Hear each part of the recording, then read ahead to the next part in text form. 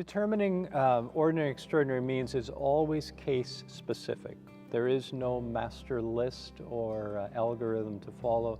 It really depends on the individual circumstances of the patient's condition and what's available to them, what has been tried, what's been found to be beneficial but excessively burdensome to that individual, what we have tried and found to be ineffective.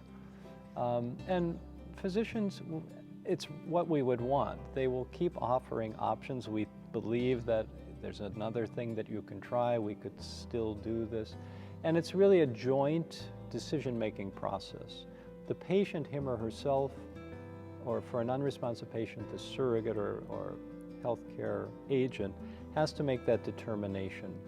What has become excessively burdensome, or we don't believe that it's really worth it, I think is kind of the most simple way to say it.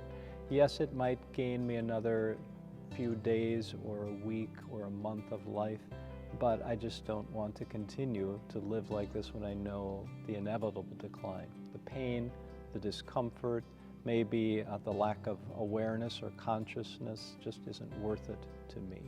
And so the Church recognizes that there are limits to what medicine can provide. And it's not a failure of faith, but an act of faith to acknowledge those limits.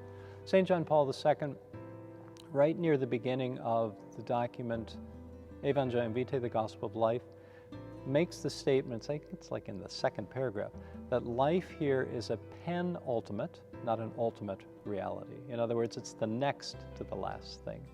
And so from the position of faith, we are able to accept those limitations of medicine, not as an act of despair, but to say, God has numbered my days aright, and I realize I have come to the conclusion of this journey, and I am ready to enter that last stage, the ultimate stage of life with God.